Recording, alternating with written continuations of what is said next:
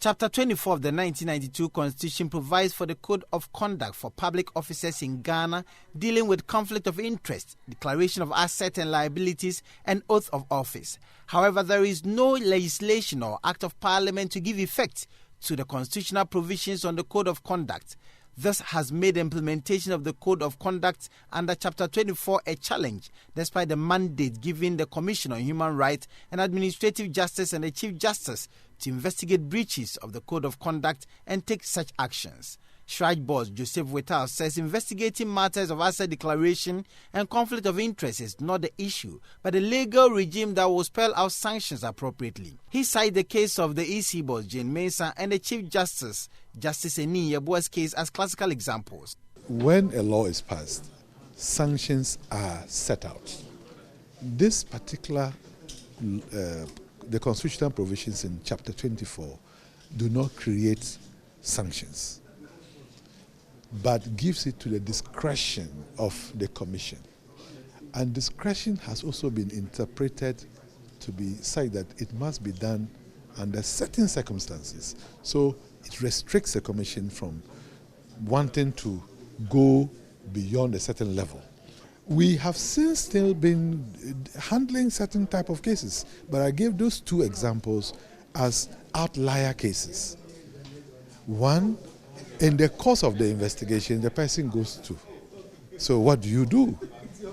And then the other one, the complaint comes, but a day before the complaint, the person had already gone ahead to declare. So what do you do? So you need proportionately, you have to know how to handle this. But it would have been easier if there was a law that says, look, not only about discretion, but this is a sanction if somebody has breached it. So one day breach is civil enough. This is what should happen. Mr. Whittal called on Cabinet to expedite action on the bill. Assets declaration is one huge area. We're dealing with about 500. And the nature of the public offices is something that is interesting. One complaint alone, through a right to information request to the Auditor General, has enabled them to know the number of persons who have not declared and the people that have been brought before the Commission. About 500 of them? About 500 of them, roughly speaking. Now we also think we are looking at also who would have thought that the judges, Superior Court judges, would be under the scrutiny of the public. Yeah, but there are complaints about that have come, allegations against Superior Court judges for non-declaration of assets. They are also with us. Deputy Attorney General and Minister of Justice Alfred Tuah says the fight against corruption requires a concerted effort.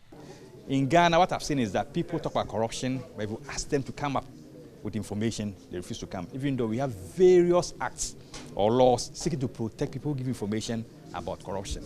So the fight is not one person's fight, it's a collective fight. We all need to get involved, we all need to speak up, we all need to make sure that people who engage in corruption are not glorified.